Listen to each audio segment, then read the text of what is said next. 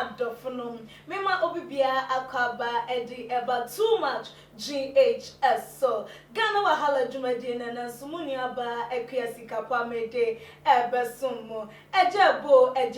ejeba eja wenya baba bedru Valentine na chese Ghana for wiasa fa na nyina wo bia ehwe anim kwan se beba ehonkom yi a wo mabo empaye enkom hya ya hyede ato ebinom so so mbenyu omukunu nom ne chese ehon akonchire ebinom aye se de be ya 14 yi edura won boyfriend emfiri nensa na de wo hwehwe obenya na ababa bedru na se de nkrofo ebi edi no no ama ato Ghana for akasa moma yembonra ensem no emu eye nuaba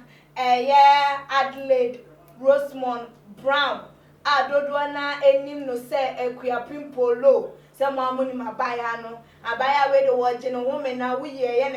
ne partner ye fi odo na ye fi aso ne gamu fra na je so no na chese wo ho no de mamunim so ye drama queen na mi chire ma na enye obi ase ye Cardi B twin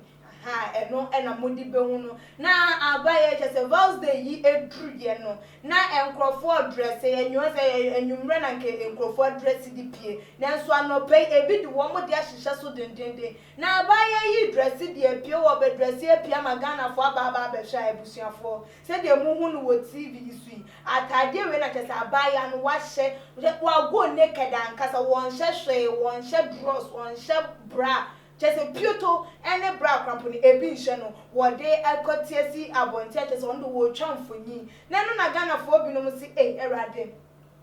tina baby a wote wate ne anim se nkrofo we de nkadako wo mo besacha wo magen so akwakoye se ade no eyeduabo ye de abo wo mo ye de asa wo mo ye wu wo mo no ena chese ye di wura wo mo mu enti enya de se wo mo ebetimi asesa afiri wo mo akwanso binom se ana we boni be ne wo mu nkrofo kwampo timi hye eye pant ne brade na mabonten wo ko picture be hu se nkrofo hye na enti we wa hye we na we yi baby kakra bi na de apia we suso ye ade a Ghana fo mu hu bi da enti ya ade a munhu bi da enti mo kasa won wa ya munja sa anya atwom ne o ma no na emboa mo munja no na abaya no one living a life sene wo pe bi no mo so say ai eye won ani ni pedua se de obeya no no wo bebu hu akontenti ni kwan so wo bia ekasa won ebi no se hwe ade wo hwe enya eni wo se wo kasa enye eni kwan so wo ye nhwe han because panyi wo tine fie man kwada ere na nkan yebu na kawefo a wo ka hu bi se wo maame ne papa enti wo se ko muntu nefo se ne ebeya ne ntade hyem no wo betimi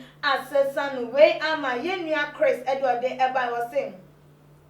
my dear, why did you cover some part of your oranges? We wanted to see all. I want to so Eddie no say and I didn't na buy you kata baby ja baby and kama ye huni nyine because so they chere dey a free show it's a free show yi there na why you bibia to so na obi abonani akonhoma ebi no say she is a disgrace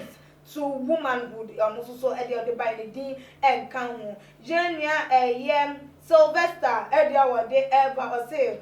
Ghanaian women will never kill us. Then later they will be praying, fasting for husband, good husband. Which foolish man do you want to come and marry this type of lady? One susu ebusa wasi we wo ye wo nyoma say nyina awie bedroom maybe a waso awade afi mema no wunya bie no na afi de nyankopon na ehu na mane wo besu abaye akonche ne mpabo de akire no be na gimi fo be na hwe so memefa ade so we emfa ento ne ho so we ene ensem ababeto apono so ye Valentine a ene de Ghana fo edie obi susu dia wodi ye na ato Ghana fo akasa wodi nche wo ho anything say yes and freedom of worship, freedom of speech, freedom of BBA movement enti no so no so ni freedom of right now one so the bed rest anyhow I was say ema ha wo bi anam for wadwe nche ebra too much GA subscribe share from abusuafom all the social media platform na adwe nche bia no dia to ejana ebrepem no making kan ede amamo that's on ye besane share